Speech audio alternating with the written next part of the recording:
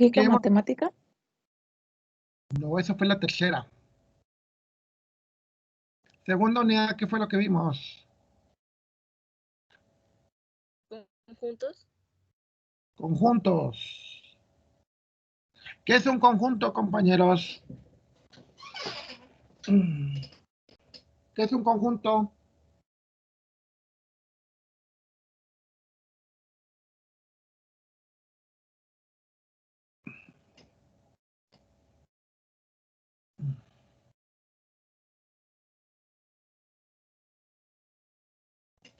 Señores, ¿no entendieron un conjunto?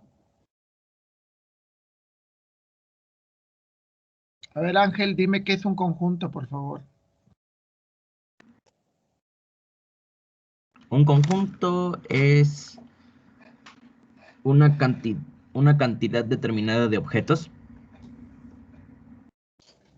¿Y que son cualquier tipo de objetos? Da lo mismo lo que sean. O sea, por ejemplo, todo lo que viene en el bolso de una mujer es un conjunto. No todo el conjunto debe tener algo en común. Exacto, tiene que tener características en común. ¿Sí? O sea, por ejemplo, no todos nosotros, incluyéndome, somos un conjunto. ¿Por qué? Porque somos personas, estamos vivos, pensamos, etc. O sea, un conjunto tiene que ser una serie de objetos o un grupo de objetos que tienen algo en común. Un grupo puede ser cualquier cosas que no tengan nada en común, como les digo, lo que viene en un portafolio, los elementos de una ciudad, puede ser un grupo, pero un conjunto no. Un conjunto es aquello que tienen por lo menos ciertas características en común. Ahora sí, Daniela, ¿qué es la lógica matemática? ¿Qué es la tercera unidad?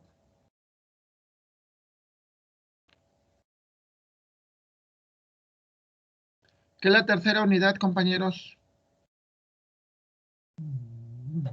Lógica matemática. Ajá, pero ¿qué es la lógica matemática?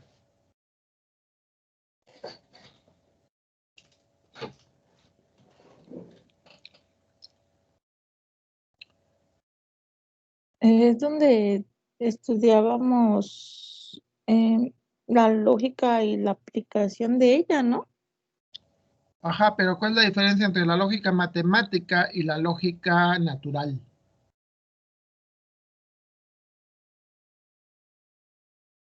Pues la matemática es la que, donde haces operaciones y sigues la lógica. Y la lógica natural es la que tiene uno por instinto. Ajá, la que tienes en tu mente, o sea, por ejemplo, tú puedes decir que les decía un vagabundo, un pordiosero, considera lógico que tú le des dinero. De hecho, para ellos es tu obligación, tu obligación, porque tú estás bien y ellos están mal.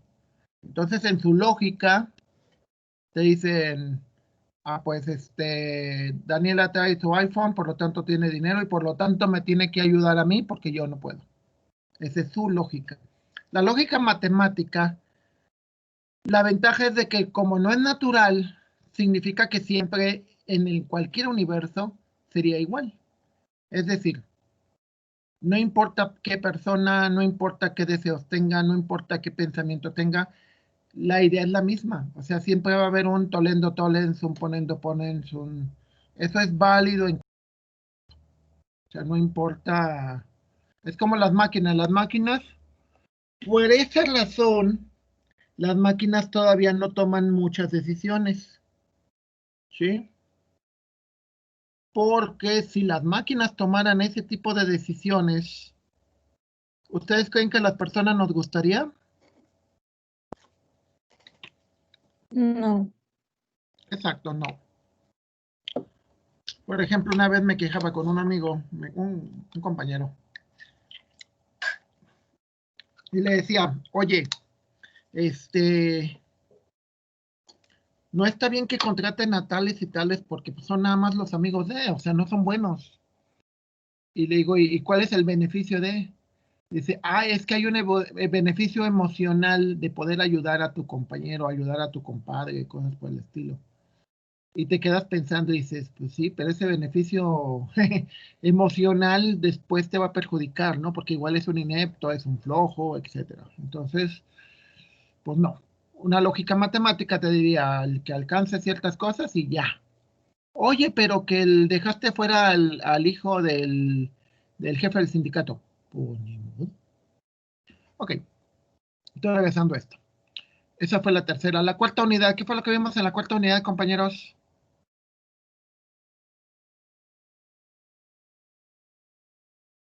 Cuarta unidad, ¿qué es lo que vimos? ¿Qué es lo que acaban de entregar? Todo ese tipo de cosas. ¿Qué fue lo que vimos en la cuarta unidad? Las compuertas lógicas. Compuertas lógicas. Cuentas lógicas. Lógica, álgebra booleana. La álgebra booleana, las compuertas lógicas no son más que operadores dentro de la álgebra booleana. De nuevo, hay una álgebra de conjuntos. ¿Cuáles son los operadores del álgebra de conjuntos? A ver, empecemos desde la primera unidad. ¿Cuáles son los operadores de la aritmética, de los números? ¿Qué operadores vimos? La suma, Suma, resta, multiplicación. resta, multiplicación y división. Ok, esos son los operadores de los números de la aritmética. ¿Cuáles son los operadores, el álgebra de los conjuntos? Unión, intersección, complemento, diferencia y diferencia simétrica. Perfecto. ¿Y cuál es la álgebra de la lógica matemática?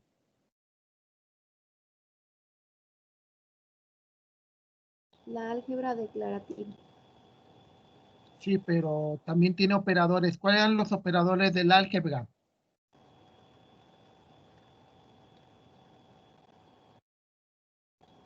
Judith, ¿te acuerdas o no te puedes conectar? Tiene problemas con su micrófono. Igual está desayunando y no quiero que oigamos. No. Los operadores de la lógica son la conjunción, la disyunción, la negación, ¿sí? la condicional, la doble condicional. Esos son los operadores de la lógica matemática. ¿Cuáles son los operadores de la álgebra booleana? ¿Cuáles son los operadores? Las compuertas lógicas, ¿no? Perfecto, ¿como cuáles? Or, and, Or, and, not, sort, etcétera, XNOR, etcétera. ¿Ok? Luego, en la quinta unidad, ¿qué fue lo que vimos en la quinta unidad, compañeros? grafos. Ok. ¿Ustedes creen que son útiles los grafos? Sí. Qué bueno. Hace muchísimos años, me acuerdo que en una clase yo le pregunté a mi maestro, el docente, le pregunté, oye, ¿para qué sirve eso? ¿Para qué sirven los grafos? Me dice, no, no sirve para nada. Olvídalo, no lo vamos a alcanzar a ver, así que no te preocupes, no sirven para nada. Y yo le creí, ¿no? Obviamente, años después entré a la maestría, vi artículos científicos y dije, no, ¿cómo no? Y ya en la vida real que he visto todas las aplicaciones, pues la verdad me di cuenta que pues el cuate no sabía, ¿no? Recuerden que no sabemos todo, también hay que ser conscientes. No sabemos todo, así que, pero pues simplemente se vale decir, no lo sé. No decir, eso no sirve. No, eso es una tontería decir, eso no sirve. Porque excepto que te conste, ¿ok? Entonces vamos a las definiciones. Árboles, sexta unidad. Empezando primero, ¿qué es un grafo, compañeros? ¿Qué entendemos por un grafo? Es un modelo. Como una representación de indicaciones, ¿no? Es un modelo, es una representación. ¿Y para qué sirve?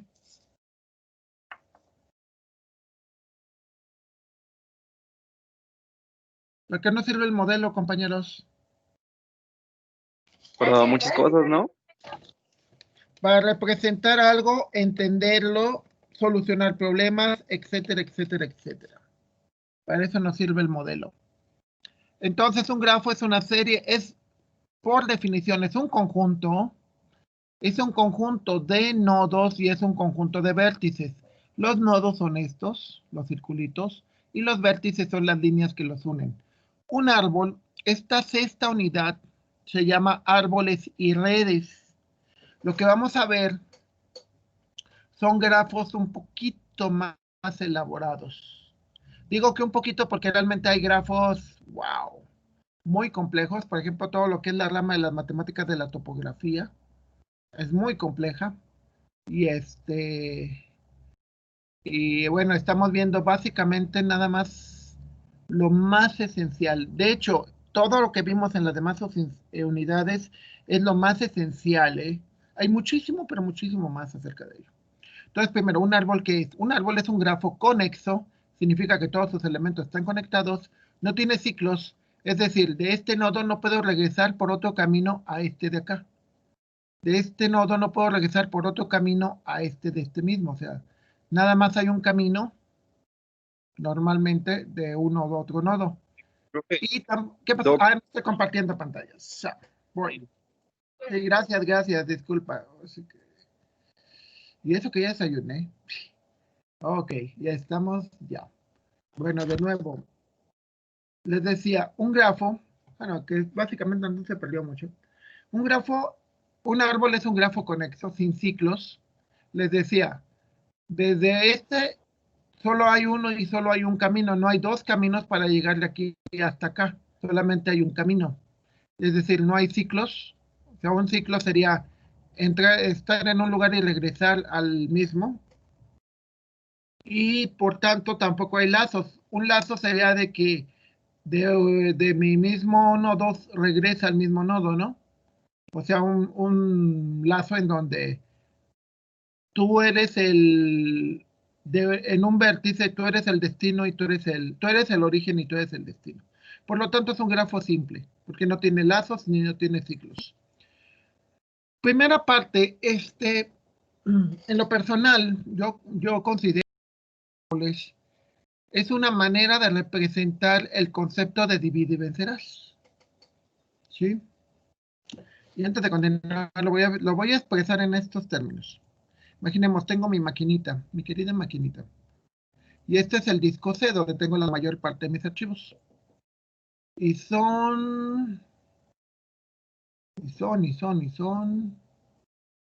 4,000, 5,000, 6,000, son un montón de archivos, ¿ok? Una pregunta, ¿qué pasaría si yo los tuviera todos juntos? ¿Qué pasaría?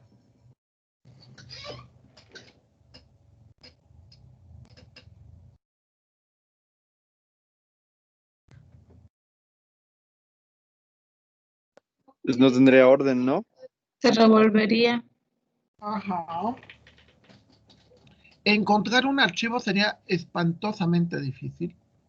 Digo, ahorita van 28,000 y les apuesto que va a llegar fácil a los 60, 70,000. Ok, ya no. Mi punto era expresarles eso. ¿Qué es lo que pasa si yo tengo miles de archivos? Pues lo que pasa es de que tengo que ordenarlos. Dos, tengo el siguiente problema. Quiero cambiar una llanta. Entonces, divido mi problema en varias partes. Parte número 1, sacar la llanta de refacción y las cosas. El gato, la cruceta, todo ese rollo. Una actividad. Parte número 2, ahora, la parte de sacar las cosas de la cajuela también implica que pueden ser subactividades. Es decir, por ejemplo, si traigo una vez que me tocó en carretera, pues tuve que bajar las maletas, ¿no? Entonces, cada actividad la voy dividiendo en partes y cada una en partes y cada una en partes.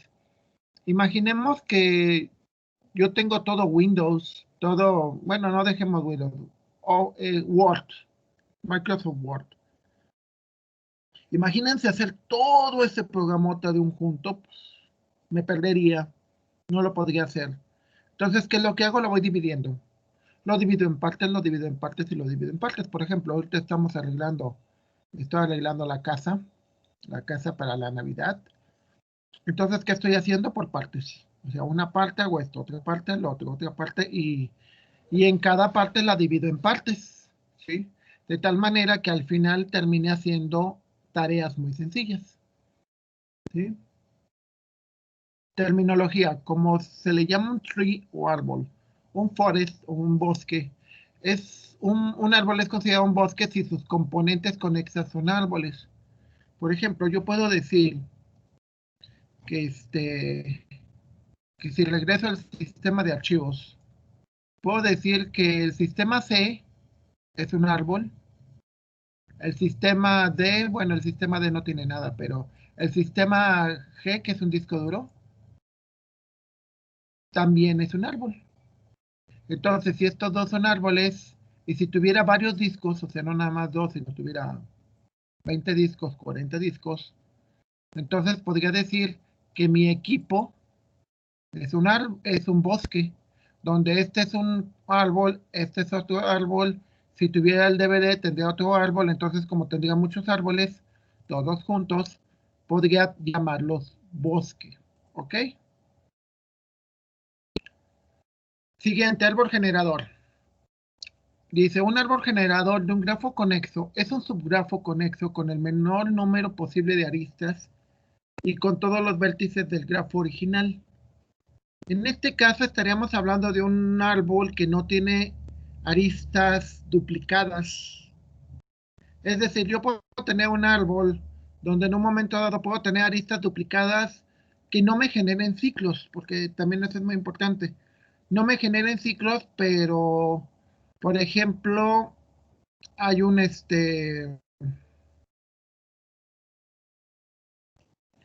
muchas veces, de nuevo, el concepto de optimización. ¿Qué quiere decir? Por ejemplo, cuando ustedes generan los famosos, ¿cómo se llaman? Atajos, o cuando generan un acceso directo, de alguna manera están generando aristas duplicadas, porque el archivo ya existe.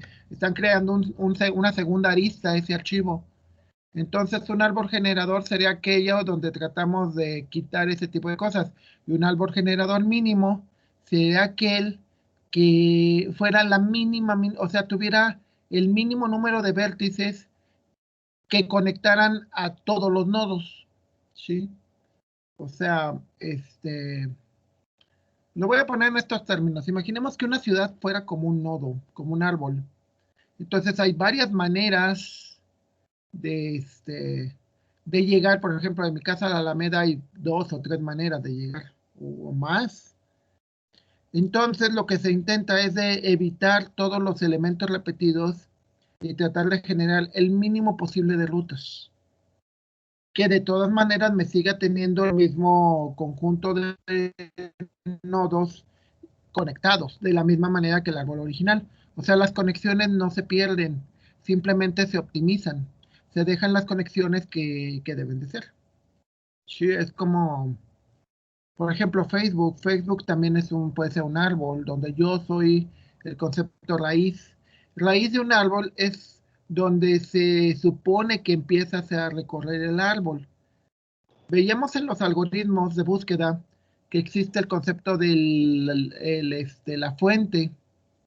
Entonces, la fuente de donde se busca todo lo demás, podríamos etiquetar a un solo nodo y ese nodo se considera la raíz. A partir de ese nodo se recorren todos los demás nodos. Padre, se considera padre de un vértice el vértice adyacente superior. Hijos, se consideran hijos de un vértice a todos los vértices comunicados por una arista. Hojas son los vértices que no tienen hijos. Regresando a la terminología, si yo tengo, por ejemplo, el disco C, yo puedo decir que la raíz es C, así C dos puntos, esto es la raíz. ¿Cuántos hijos tiene C?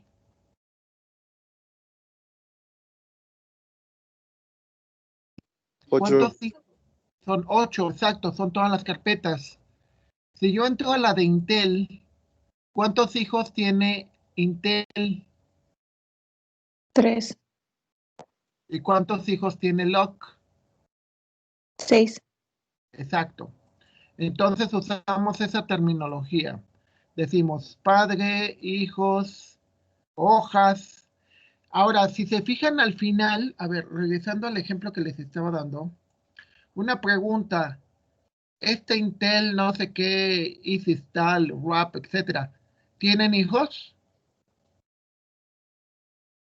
O sea, ¿son carpetas para que No. puedan tener más hijos dentro? No. Ok, No. entonces cuando ya no tienen hijos, se les llama que es una hoja. ¿Sí? Cuando ya no tienen, sí, cuando son los que están hasta el fondo, se les llaman hojas. ¿Ok? De hecho, aquí vamos a ver que hay ramas, cuando es una serie de nodos conectados. También hay conceptos como podar. Podar, adivinen qué es.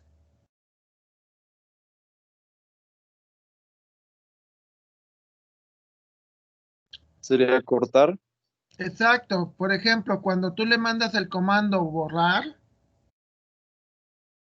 cuando tú le dices borrar y es una carpeta, que incluso puede tener otras carpetas, lo que estás haciendo es podando el árbol.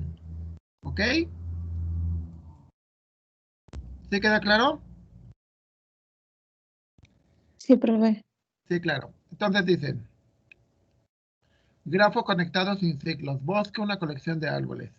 Grafo completo, todos los pares de vértices están conectados. En un grafo no dirigido G con n vértices y m aristas se cumple lo siguiente. Si G es conectado, entonces significa que el número de vértices es mayor o igual a n-1. Es decir, si tengo 40 vértices, entonces, sí, más bien, si tengo 40 nodos, las aristas que los conectan deben de ser mínimo 39. Pueden ser 39, 40, 41, no importa. Si es un árbol, normalmente debe ser así. Si es un grafo conectado, no pueden ser más de 39. Pero si es un árbol, normalmente debería de haber n-1 aristas que los conectan. O sea, de los nodos, por ejemplo, en estos de acá, dices, hay 3 nodos y hay 2 aristas.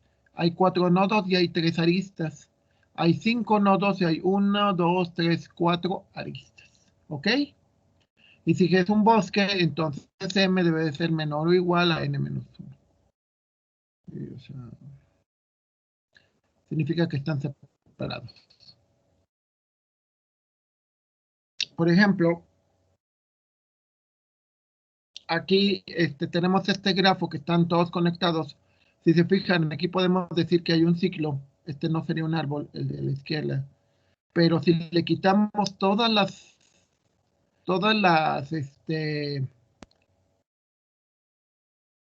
aristas redundantes, o sea, por ejemplo, ¿por qué este es redundante? Porque de aquí para acá puedo agarrar directo o puedo agarrar por acá. Lo mismo esto, o sea, para llegar de aquí hasta acá, puedo hacer esto y luego esto, o puedo hacer esto, esto, esto y esto. ¿Sí? ¿Por qué en ese caso, por ejemplo, Google Maps no es un árbol? Porque muestra varias rutas de cómo puedes llegar al lugar al que quieres ir. Sí, porque muchas veces te da todas las posibilidades y todas las conexiones. Y lo hace por un concepto muy importante, que es el de tolerancia a fallas. ¿Sí? ¿Qué es tolerancia a fallas? Por ejemplo, nosotros tenemos un cable que nos conecta hacia el poste de la luz.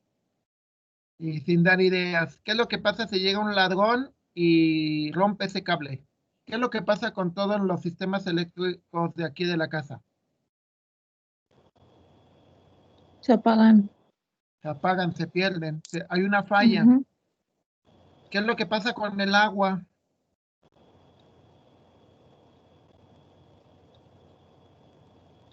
Con el agua, ¿qué es lo que pasa si la tubería de la entrada se rompe? O no la tapan o no la cortan. Ya no llega agua. Nos ponemos a llorar. No, nos quedamos sin nada. A ver, una pregunta. ¿Qué pasaría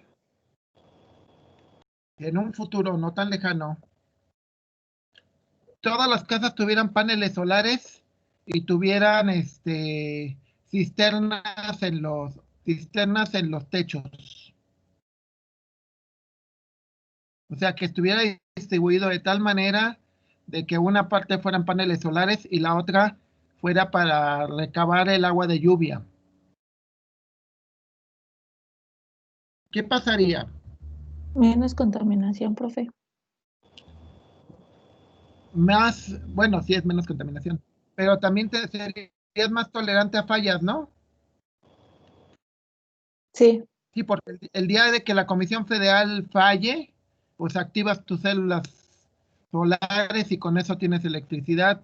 El día de que se dañó el pozo o tomaron el pozo los vecinos de la colonia no sé qué, pues no hay problema, tú tienes agua en tus cisternas y con eso.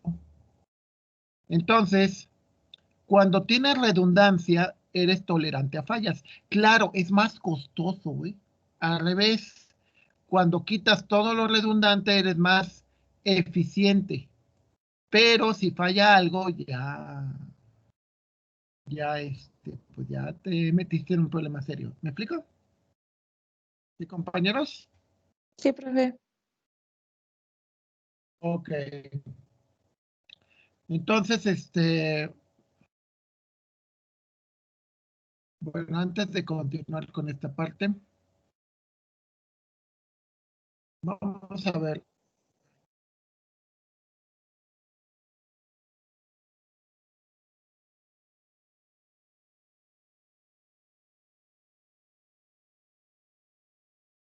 ¿Me escuchan? Sí, profe. Sí, perdón, esta cosa se supone que se compró más datos y todo ese tipo de rollos, pero como que no importa mucho. Entonces, a ver, vamos de rápido. Tipos de datos, de árboles. Tenemos dos tipos de árboles principales. El primero es binario y el segundo se le llama eniario. Eniario. Ok, binario. Solamente puede tener dos hijos. O sea, puede tener 0, puede tener 1 o puede tener 2. Nada más. El lineario puede tener todos los que quiera, de 0 a n. Segundo, binario puede ser balanceado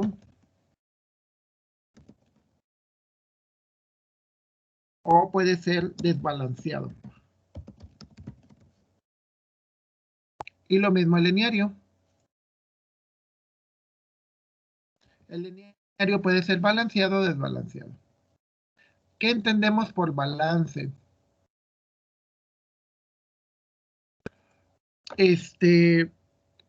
¿Ustedes van alguna vez al mandado o ayudan a sus papás a cargar las cosas en el súper? Sí, profe. Entonces, una pregunta, cuando vas cargando las cosas, ¿qué haces con los productos que llevas en las bolsas? ¿Qué intentas hacer para que no te cueste tanto cargarlo? Cargar 2 bolsas del mismo peso. Balanceas, perfecto. Es decir, ¿por qué ponen cosas de más o menos del mismo peso en las dos bolsas que van a cargar? ¿Por qué lo repartes? ¿Por qué lo balanceas? Para que no se rompa y para poder cargarlo bien. Y para que no sí, exacto, para que no se rompa. A ver, vamos a ver el alumno desbalanceado. Yo muchas veces fui eso. El alumno desbalanceado, ¿qué es? Ah, está fácil, sí lo termino. Entonces, ¿qué hace? No hace nada la semana, no hace nada. Pero ¿qué hace cuando faltan un día o 2 días para el examen o para entregar los trabajos? ¿Qué hace un alumno desbalanceado? Los hacen el mismo día, todos juntos. Deja de dormir y trabaja como loco durante un día o dos, ¿no? Sí. ¿Nunca les ha tocado tener que desvelarse por un trabajo? Sí, profe. Sí, ¿verdad? En teoría, bueno, por lo menos, por ejemplo, en mi caso, yo hasta la carrera jamás me había desvelado, ¿eh? Realmente y durante la carrera solamente me desvelé 2 veces. Una estudiando, que no sirvió para nada porque reprobé de todas formas, y la otra porque estaba cuidando una impresora porque se trababa. Pero fue las únicas 2 veces que me quedé, o sea, porque mi estrategia era me levanto a las 5 o 6 de la mañana y a trabajar, y a las 10 de la noche párale. O sea, mi cerebro se desconectaba a partir de las 10 de la noche, ¿eh? Claro, una fiesta y todo, pues sí, obvio. Pero pero obviamente que no, ¿cómo se llama? No era lo que yo quería, ¿no? Ok. De los árboles binarios, de los balanceados, los más comunes son lo que conocemos como los B más, los B estrella y creo que también son los los rojo-negro. Negro. Estos son los balanceados. Desbalanceados, por ejemplo, serían los códigos de Hofmann, los árboles de Hofmann. ¿Sí? Los seniarios, pues normalmente no tienen ya definiciones más precisas en cuanto a balanceados o no balanceados. Por ejemplo, los árboles ABL, creo que también son balanceados.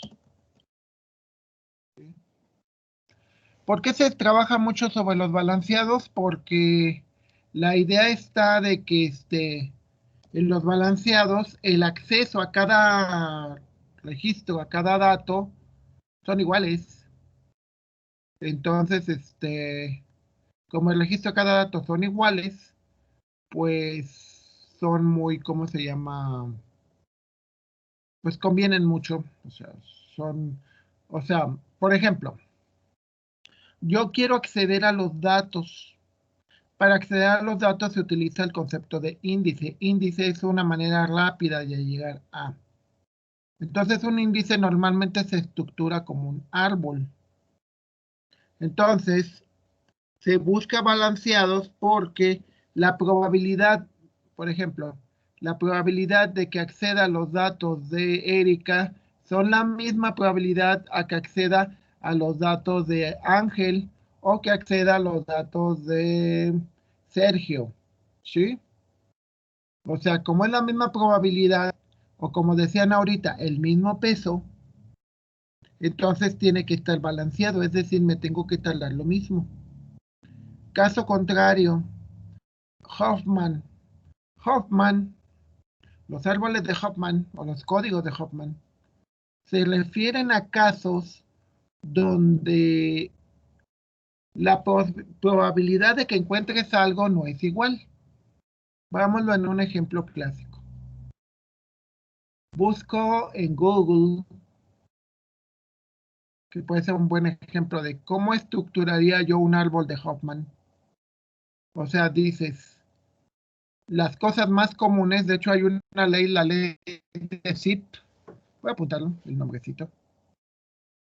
La ley de Zip, en donde te dice que que entre más que, bueno, ahorita se las pongo, que entre más la palabra sea más común, ¿tá?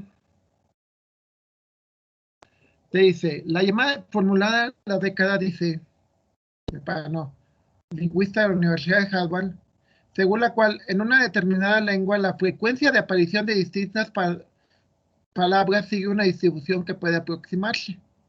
Es decir, en pocas palabras, hay palabras que son muy, ¿cómo se llama? Son muy comunes, aparecen muchísimas veces, y hay palabras que aparecen muy pocas veces. Por ejemplo, si yo busco la palabra amor, ¿cuántas páginas creen que me va a aparecer? Muchas. Según esta cosa serían 1.350 millones. ¿Ok?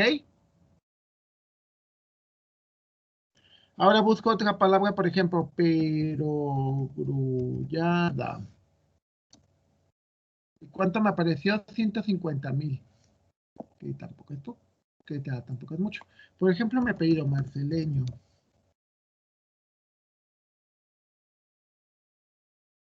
28.200. Aún así somos muchos. Sí. Entonces,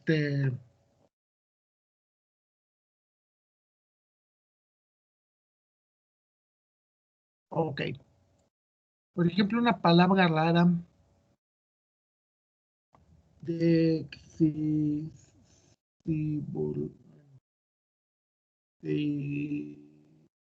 por ejemplo, que es una medicina. Aparece 16.800 veces. ¿A qué va esto? Un código de Hoffman pone las palabras más comunes al principio del árbol, o sea, más cercanos a la raíz.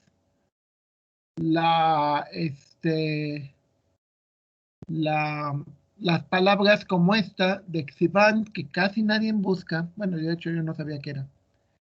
Las palabras que nadie busca las pone más hasta el fondo del árbol, es decir, más lejos de la raíz. A ver, vamos a ver si entendemos el concepto. Balanceado significa que todos los elementos en un determinado momento están a la misma distancia. O sea, viendo un árbol así, por ejemplo, este de acá es un árbol balanceado completamente. Es decir, para llegar de aquí hasta el fondo, me tengo que aventar 1, 2, 3, 1, 2, 3. Pero para llegar de aquí hasta el fondo varía, porque puedo llegar en 2, puedo llegar en 1, 2, 3, no, sería 1, 2, 3, 4, 1, 2, 3, 4, 1, 2, 3, 1, 2. Este árbol de acá es un árbol desbalanceado. Este árbol de acá es un árbol balanceado, ¿sí? ¿Qué significa? Pues significa que uno tiene la probabilidad de que accedas a las hojas en un árbol balanceado normalmente es la misma. O sea, lo que te vas a tardar es exactamente lo mismo. En un árbol desbalanceado no. ¿Qué tiene que ver con la ley de Zipf? De que las palabras, por ejemplo, en un árbol, en una ley de Zipf, una palabra como amor estaría por aquí. ¿Cuáles creen que sean las palabras más buscadas o las palabras donde haya mayor número de apariciones en páginas?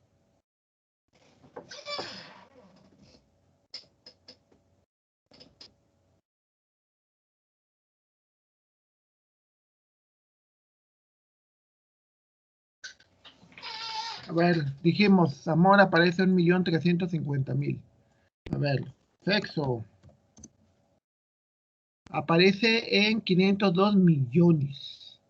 Y si le quitamos la O y lo dejamos en inglés, aparece en 3.000 millones.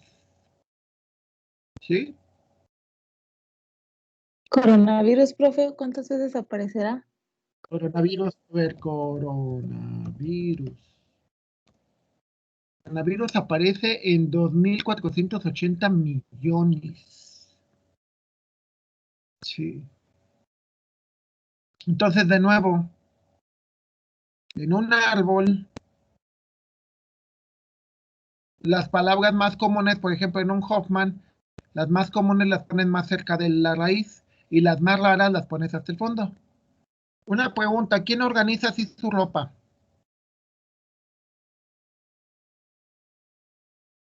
Yo.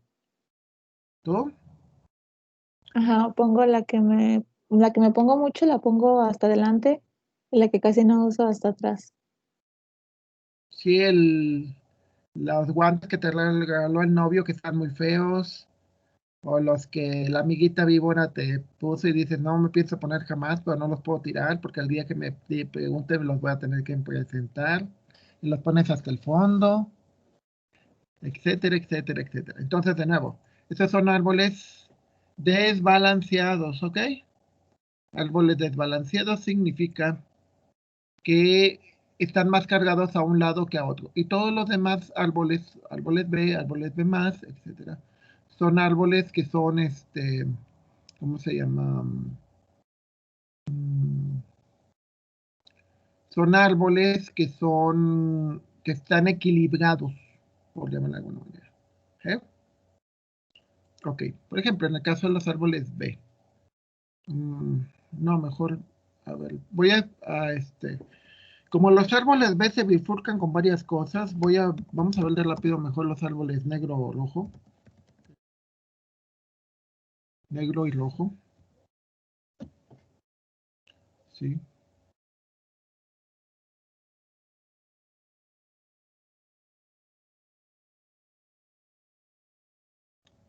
Como esto. Es un árbol negro y rojo.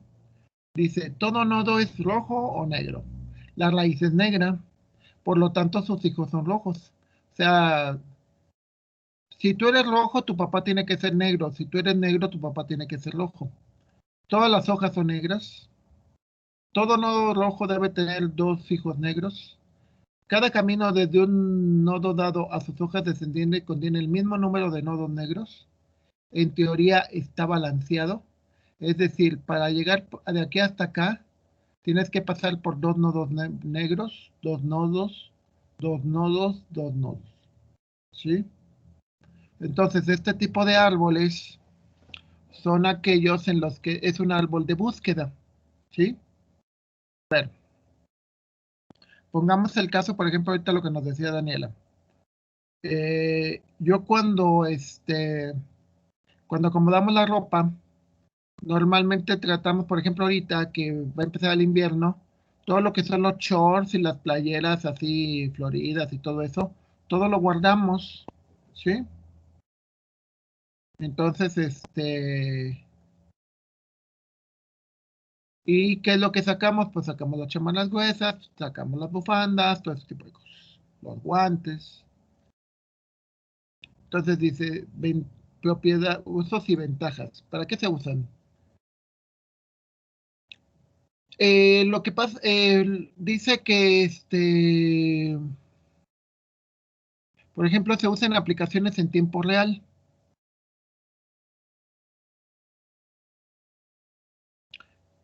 El tiempo real significa aquellas cosas en las que el usuario directamente necesita muchísima rapidez. O que son, por ejemplo, control de máquinas. Imaginemos una computadora que usa el control de cuánto es el suero que se le tiene que dar a una persona. Es tiempo real porque no te puedes tardar mucho, o sea, tiene que ser inmediato, ni te puedes bloquear, tiene que ser inmediato. Entonces, muchos de estos árboles, se supone que se admiten y son muy útiles. Pero también te dice que valiosos en programación funcional. Ustedes alrededor del 8º semestre,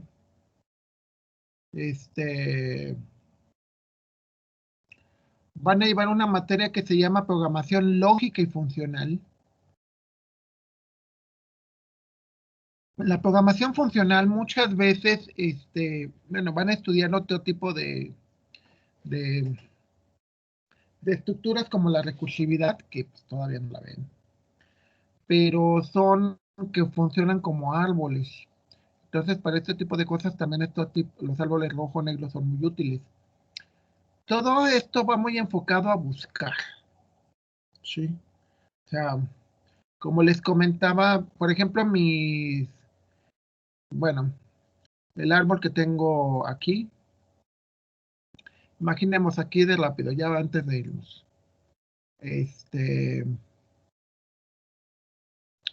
Estas son todas mis películas. Imagínense que quiero buscar la película de quiero buscar la película de quiero buscar la película de El Resplandor. de Stephen King. Es una película de terror. ¿Dónde la buscaría? O bueno, más bien, quiero acomodar esta película que se llama El exorcismo de Emily Rose. ¿Dónde lo acomodaría?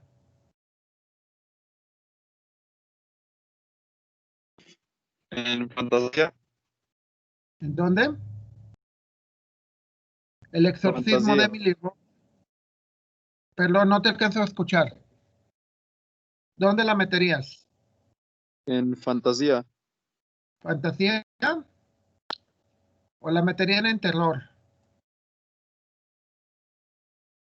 A ver, de nuevo, yo quiero buscar la película El Resplandor o El Doctor Sueño. Quiero buscar Doctor Sueño de Stephen King. Es una película de terror. ¿Dónde la buscaría? Suspenso y terror. Y luego, ¿qué haría?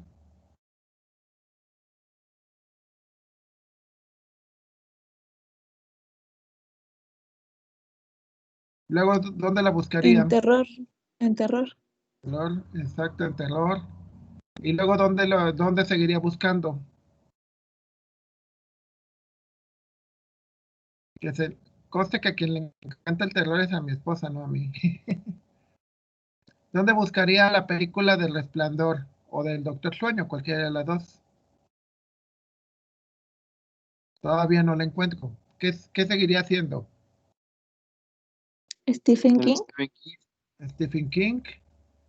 Y ahora sí, en Stephen King, ya sea que busque la serie, porque hay una serie que se llama El Resplandor, o podría buscar que también es adoración de mi esposa, podría buscar eso o podría buscar ¿cómo se llama? Lo que pasa es que la película El Resplandor la tenemos en original, por eso no la tengo aquí. Sí, podría buscarla aquí en El Resplandor, que te digo es la serie, o podría buscar Doctor Sueño. Aquí está, Doctor Sleep, está en inglés. En inglés sería el Shining, pero ese no, como la tengo en original, por eso no. Es que muchas de estas no se consiguen normalmente. Pero bueno, Doctor Sueño está aquí y El Resplandor está aquí. ¿Ok? Entonces, si se fijan, mi colección de películas está desbalanceado. ¿Por qué está desbalanceado? Porque si yo pregunto, quiero ver, por ejemplo, una película de Navidad, entro aquí y aquí casi no hay carpetas, ¿no? Félix salva la Navidad, Historia de la Navidad, Era del Hielo, Los Picapiedras, Los Tres Reyes Magos, que es una película mexicana de Navidad. Entonces, si se fijan aquí, no hay muchas carpetas de carpetas de carpetas, ¿verdad? No. Entonces, ¿por qué? Porque pues no hay muchas divisiones. Mientras que, por ejemplo, al revés, como a mí me encanta la historia, el espionaje, entonces entro aquí y luego entro a la Segunda Guerra Mundial y luego entro a Europa y luego entro a la Guerra del Siglo. O sea, hay más carpetas de carpetas de carpetas. E incluso en esta, que es la Guerra del Siglo, hay la Batalla de Berlín y hay carpetas. O sea, pueden contar una ruta de 1, 2, 3, 4, 5, 6, 5, perdón, 5 entradas. Entonces, y hay otros que nada más es 1, 2. Entonces eso se le llama un árbol desbalanceado. Estos son árboles balanceados. Los rojo-negros son precisamente eso. La idea es de que a partir de la regla de crear padres o hijos rojos y negros, o sea, intercalados, vas tratando de crear una estructura balanceada. ¿Alguna duda hasta aquí, compañeros?